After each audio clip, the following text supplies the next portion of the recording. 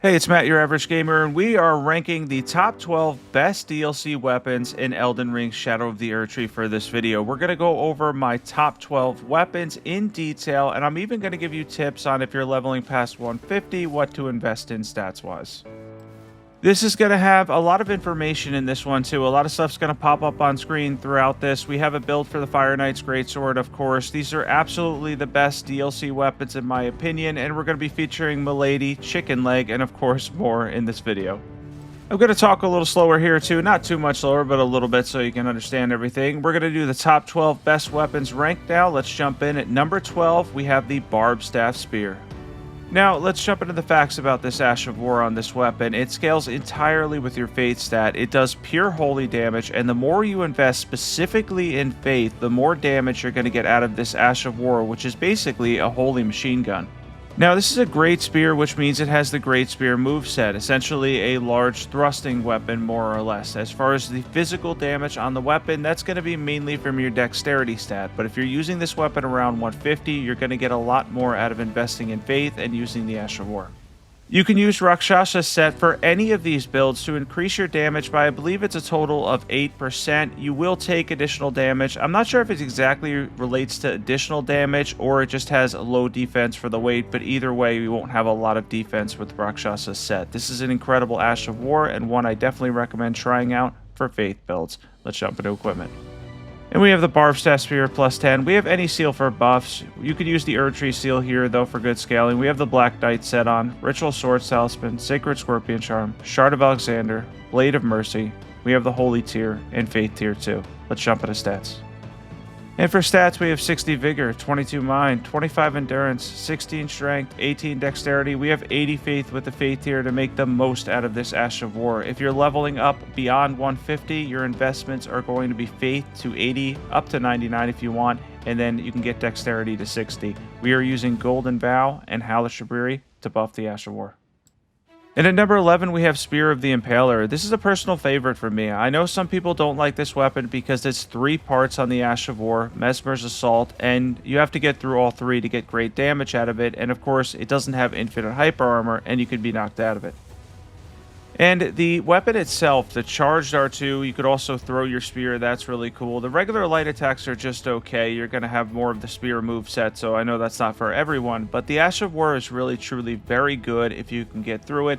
Again, 3 parts here, a lot to the Ash of War itself. Splits itself between Dexterity and Faith, but overall, it definitely does a lot of damage. In my opinion, it's one of the better and cooler weapons in Shadow of the Erdtree. Let's jump into equipment for this one. And we have the Spear of the Impaler, plus 10. We're using the Erdtree seal. Mesmer's Helm will boost the damage on this Ash of War. We have the Shard of Alexander, Ritual Sword Talisman, Fire Scorpion Charm, Melissen's Prosthesis, Flame tier, and Faith tier 2. Alright, for stats on this one, you're going to split your stats for this build because it's very much split between Dexterity and Faith. So we have 45 Dexterity with Melissen's Prosthesis, 60 Faith with the Faith tier. Also have 60 Vigor. If you're leveling past 150, go for 80 Faith and Dex for incredible damage. We're using Golden Vow and Halashabiri to buff this build. And number 10, we have the Great Katana, part of the Great Katana class, which only consists of 3 katanas, which I feel like they definitely could have put more in the game because the class itself is really cool. But for this one, we are using the regular Great Katana in heavy affinity, and we've added Bloodfiend Blade, which will give you 40 additional bleed on top of the innate bleed on the weapon. Now, unlike Blood Affinity, which has a physical damage reduction, we don't have to worry about this with this setup. We can use this in Heavy Affinity for great physical damage and add Bloodfiend Blade to get comparable bleed. Something interesting that you can do here too is you could also put this in Occult Affinity. You'll get decent scaling out of it and you'll get the bleed build up without any cost of damage that way too. I just like Bloodfiend Blade. I enjoy the look on it personally. I think it looks really cool and I like adding it to weapons. Something to note here is you have a lot of options with this weapon at higher levels. You could put this in Quality Affinity and get more damage, or you could go for Blood and not have to worry about the physical damage reduction and then invest in a Quality Affinity weapon on top of Arcane. Let's jump into equipment. We have the Heavy Great Katana plus 25. You could use any seal for buffs. I was using the Dragon Communion. We hit 51 poise, Winged Sword Insignia, Shard of Alexander, Lord of Blood's Exaltation, Melissen's Prosthesis, Thorny tier, and Faith tier 2. And now for stats on this build. We're invested in heavy, which is going to scale with strength. So we have 70 strength. We're also getting a two-handed bonus, so we're going to be at 99 for sure. We have 60 vigor, 22 mind, 28 endurance. Good direct alternative would be quality affinity. Get to 60 strength and 60 dexterity if you're at higher levels. We're using Golden Vow, Flame Grant Me Strength, and of course Bloodfiend Blade to add 40 bleed to the innate bleed on the weapon. At number 9, we have the Claws of Night, a truly phenomenal weapon that they've added in DLC. It's probably the best among the Claw class in terms of DPS. The Ash of War Scattershot throw can actually build up bleed from a distance, and it's incredibly convenient for both mobs and bosses alike.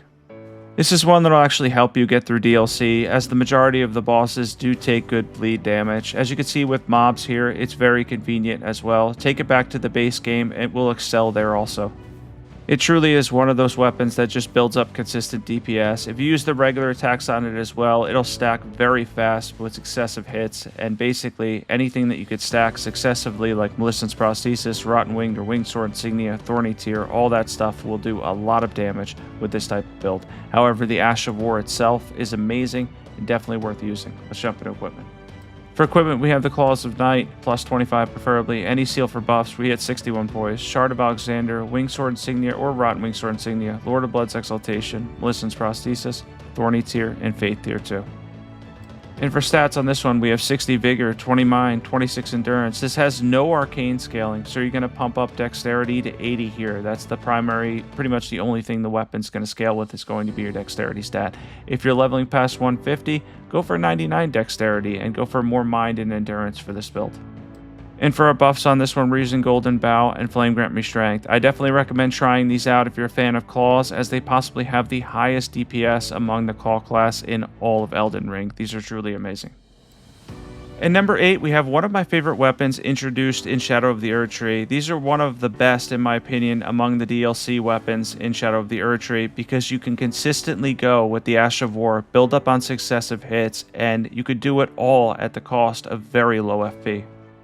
The Dancer set will also increase the damage on the Ash of War further if you want to use that set. For me, I just kept the Knight set on, but if you want additional damage, it's definitely a great option for you. In terms of the weapon itself, it's a dexterity weapon, so you're going to invest heavily in your dexterity stat. The Ash of War's name, Unending Dance, is completely true. You are rarely going to run out of FP using this, as you could see it go down slightly, but not very fast at all by using this Ash of War. It's truly amazing for what you get out of it. Now for equipment, we have the Dancing Blade of Rana plus 10, any seal for buffs. We have the Oathkeeper and Black Knight set on. The Ritual Swords Talisman, Winged Sword Insignia, Shard of Alexander, Malignant's Prosthesis, and then we have the Thorny Tear and Faith Tear as well. Now we're going to jump into stats for this awesome build, and we have 60 Vigor, we have 75 Dexterity. If you're leveling past 150, 99 Dexterity and 40 Endurance is recommended. Of course, we're using Golden Vow and Flame Grant Me Strength, and more Mind would also be a good idea for this build if you're going to continue to level up. And at number 7 here, we have Freja's Greatsword. This is an amazing Greatsword in the sense that it boosts Redmane Ashes of War. That includes Lion's Claw, Savage Lion's Claw, and Flame of the Redmanes, which I'm fairly certain at this point no one uses anymore. But that's a story for another day. The weapon itself is truly great. I really enjoy Freja's Greatsword. If you put it in flame art, I did a really cool build for it here in this video. This was actually from my fun build video list. This was an amazing weapon because of the fact that it boosts some of the best weapon arts in the game. Savage Lion's Claw and Lion's Claw are great. Let's jump into equipment, stats, everything you need to know for this build. Alright, let's jump into equipment for this one. This is an amazing build. We have Freja's Greatsword and Flame Art. Of course, we have Savage Lion's Claw on it. We are using the Erdtree seal. We hit 51 poise here, the first poise threshold. We have the Star Scourge Heirloom, Shard of Alexander, Fire Scorpion Charm, Two-Handed Sword Talisman. Then we have the Green Burst Crystal Tier and Flame Tier. Now, if you have enough strength, then you don't have to worry about that first talisman. You can use a different one in that slot. I recommend using Golden Vow and Flame Grant Me Strength, but I was using Fire's Deadly Sin for fun in this one. We have 60 Vigor, 21 Mind, 30 Endurance, 20 Strength. We have 70 Faith.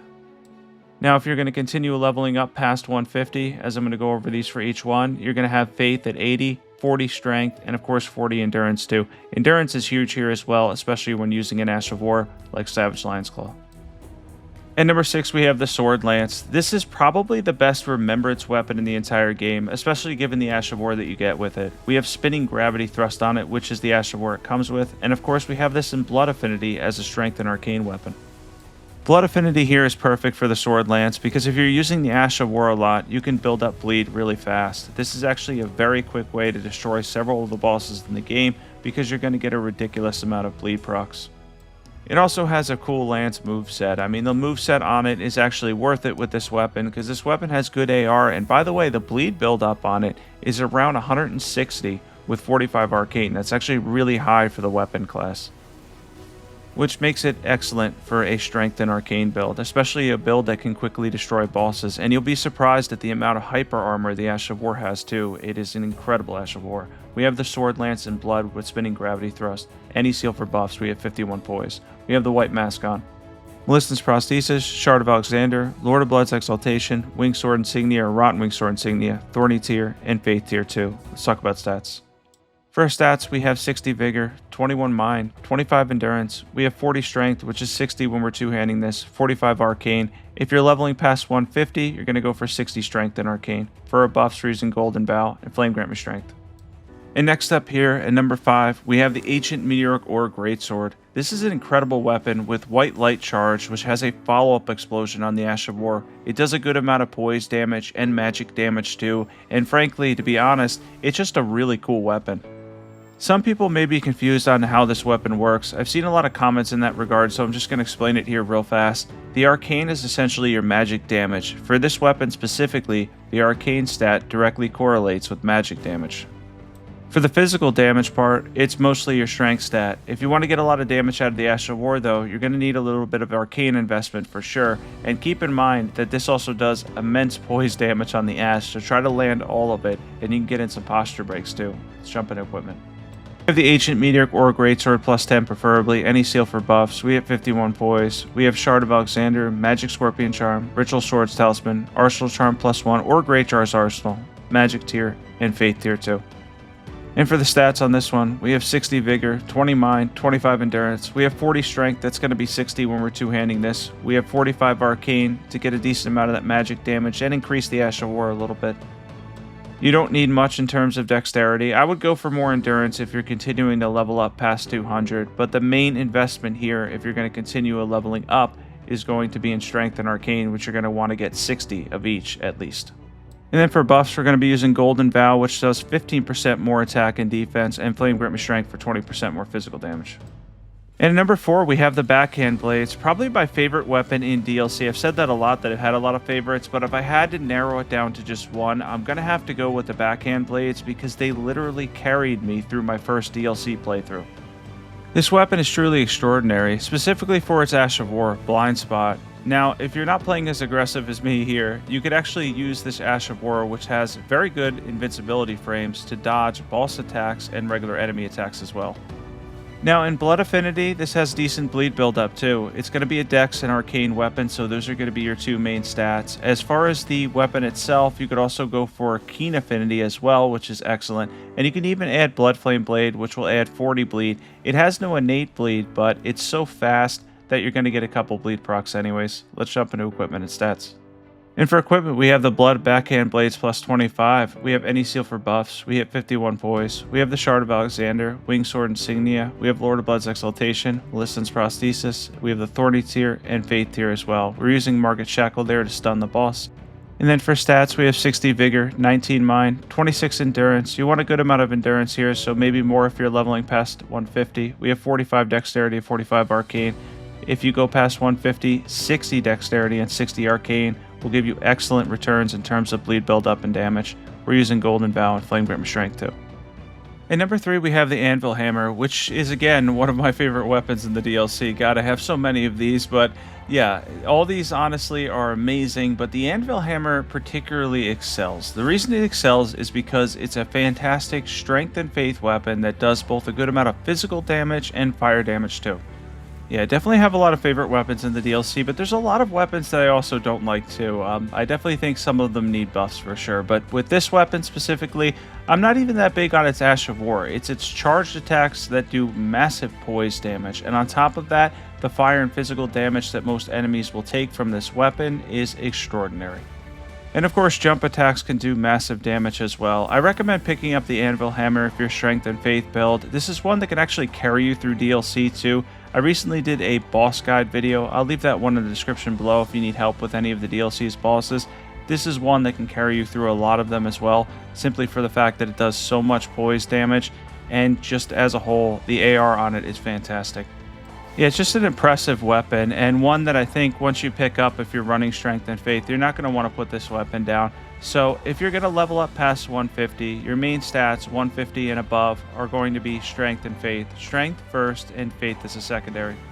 The Ash of War Smithing Art Spears is quite good too in terms of poise damage, physical damage, and a little bit of fire damage, but the issue I have with it is the charge attacks are just simpler to use, and you're going to break bosses with this weapon, so I would go with the charge attacks and jump attacks over Smithing Art Spears, and that's just me personally. You may find that you like the Ash of War on this weapon a lot and you want to use it frequently. You could actually use it 2 times quickly in a row, and that's really convenient as well. I'm just big on the charge attacks for this weapon. It is very much a bonk Strength Faith weapon. Jump into equipment.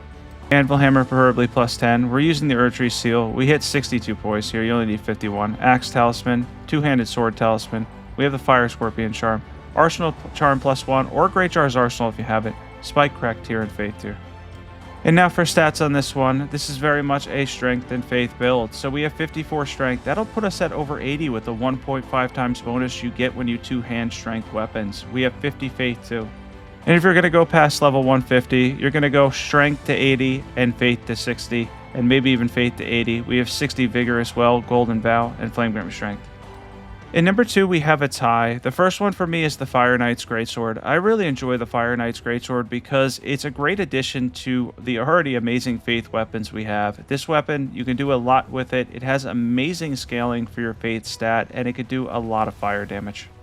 Something interesting here too is Kulin's or Kalin's, however you say it, his great sword, which is essentially a thrusting weapon. If you read the lore on it, it was turned into a thrusting weapon from a great sword. That's a good alternative option, and probably the better one for PvP if you're a PvP player, because it has the thrusting weapon moveset. For me, I'm always going to go with the Fire Greatsword, and I would definitely tie that up with this one as well. However, I have another weapon tied with this one. There is a lot going on at the number 2 spot before we get into the number 1 spot. We're going to talk about that other tie here shortly, because there's got to be another one that fits right in here as well. But yeah, overall, the Fire Knight's Greatsword is one of the best weapons, one of the best DLC weapons in Elden Ring, no question about it in my opinion. It is amazing for Faith builds. It does a lot of damage, a lot of poise damage. And the AR on this is incredible. If you don't know what AR is, by the way, it's attack rating, and that's how much damage your weapon has as a whole. Once it's coated in fire, you'll have around 950. Now, it is essentially a colossal weapon, but this weapon's moveset is relatively decent for the amount of weight. You get a lot of damage, and having around 950 AR, even at rune level 150, is quite impressive. Alright, let's jump into equipment for the Fire Knight's Greatsword. We have it in Flame Art, of course, with Flame Spear on it. We have any seal for buffs. We hit 51 poise. We have the Shard of Alexander, Godfrey Icon, Fire Scorpion Charm, Ritual Swords Talisman, Flame Tier, and Faith Tier 2. And now for stats on this one. We have 60 Vigor, 21 Mind, 28 Endurance. We have 22 Strength and 20 Dexterity. We have 70 Faith for this weapon. Now, if you're leveling past 150, you're going to go to 80 Faith and 40 Dex and Endurance. For your buffs, you're going to use Golden Vow and Flame Grant Strength again to make the most out of this awesome fire weapon. And at number 2, we have Milady, and of course this is tied with the Fire Knight's Greatsword because I believe outside of the Broken Weapon, which is going to be number 1, these two are the best weapons in DLC in my opinion. They're both phenomenal. Yeah, Milady here in Blood Affinity is amazing with Wing Stance. You could also use it in Keen Affinity too. I'll leave my crafting Milady build video in the description below. That's part of my crafting series if you haven't checked that one out yet. That's the newest entry. I'm going to be doing one for the Fire Knight's Greatsword upcoming as well too, which honestly I can't wait for. I like doing the crafting series, but Milady truly is phenomenal. With Wing Stance, it's great. You have an amazing charged attack in Wing Stance. You have your light attacks, which can build up on successive hits, and in this case, build up a lot of bleed as well too. Definitely recommend this in Blood Affinity, especially if you're at higher levels. This is a really good dexterity and arcane build, by the way. Let's jump into equipment. Of course, after showing off that amazing wing stance, it really was one of the best Ashes of War added to DLC. We have Blood Milady with wing stance. We have any seal for buffs. We hit 51 poise here. We have the Shard of Alexander, Rolana's cameo, Lord of Blood's Exaltation, Melissen's Prosthesis, Thorny tier, and the Faith tier as well. And now for stats on this build. Of course, as I mentioned, we are a Dexterity and Arcane build. So we have 45 Dexterity and 45 Arcane. We have 20 Mind, 26 Endurance. We have 60 Vigor too. I recommend 60 Vigor for all DLC builds because it's really challenging and 60 Vigor can help you a lot. Now, if you're leveling past 150, go for 60 Dexterity and 60 Arcane. Our buffs for this build for Milady are Golden Vow and Flame Grant Me Strength to add on to the damage. Quick honorable mention, although I do wish we had gotten more of the Kung Fu stuff in Elden Ring because I feel like we only really ended up with like 2 variants for it. But I like the kicking ability, Dane's footwork. By the way, there is armor that can increase the damage further, especially in Blood Affinity. This is definitely worth an honorable mention, really fun to use. And we have Dane's Blood Footwork plus 25. We have the Dragon Communion Seal. We hit 51 poise. We have the Lord of Blood's Exaltation. We have the Shard of Alexander, Shattered Stone Talisman, Melissen's Prosthesis, Thorny tier, and Faith tier. On any of the bleed builds, you could add the White Mask for more damage. I just like a different style. But that's just me personally, because I feel like the White Mask is worn a lot, so for most of my videos, I've kind of taken it out at this point. It's 10% more damage, though. Now we have 35 Strength and 25 Dexterity. We have 45 Arcane. This is very much a quality build. So if you're going to level up past 150, you're going to go for 50 Dex and Strength, and probably around 50 to 60 Arcane too. We are also using Golden Vow and Flame Grant Me Strength for this build to buff it up and to do more damage, of course. Alright, now we're going to go on to the most broken weapon in the entire DLC, and that's going to be Bloodfiend's Arm. This probably came to a surprise of no one, but there's really no other place you can put this weapon currently. Even after somehow being nerfed, it's still an incredible weapon. Does massive posture damage, is completely capable of beating down pretty much most of the DLC's bosses, which is pretty rare for the weapons that we've gotten because, right, there's a lot of them that do need buffs. One of the complaints I've seen people make about DLC is the fact that they added 95 new weapons and there's probably only about 10 or 15 good ones, which can be true to some extent. Bloodfiend's Arm, however, is one of those weapons, though, that you could just pick up, and in a way, if you really need a good weapon, it could almost make up for everything else because it's so good. If they don't nerf this weapon again, it's truly one of the best in the game. Sure, it doesn't give you as much variety as using all the other DLC weapons, but it can carry you through the game quite literally. It's perfect with Endure, by the way, to just tank hits and do massive poise damage. We have Bloodfiend's Arm with Endure and Blood Affinity. We're using the Dragon Communion Seal. We hit well over 51 poise. We have the Axe Talisman, Two-Handed Sword Talisman, Lord of Blood's Exaltation, Arsenal Charm +1, or Great Jar's Arsenal if you have it, Spike Crack tier, and Faith tier as well. Let's jump into stats. And for stats on this one, we have 60 Vigor, 20 Mind, 28 Endurance, 40 Strength, that's 60 when you two-hand this. We have 45 Arcane for the bleed build-up. If you're leveling past 150, you're going to go for at least 60 Arcane and 60 Strength. And maybe 80 and 80. And for our buffs here, we're going to use Golden Vow and Flame Grant Me Strength for this build. Thanks for watching this one. I appreciate everybody that tuned in. I hope everybody liked the fact that this video was a little bit more chill than what I normally do. I talked a lot slower and tried to explain everything the best I can. Be sure to sub if you're not subbed yet for more Elden Ring content. I was asked to rank the weapons, and I finally did. These are my top 12 best DLC weapons ranked in Elden Ring Shadow of the Erdtree. I hope everybody has a wonderful day, the best day that they could possibly have, and I will catch everybody soon in the next video. I'm looking forward to it. See you guys then.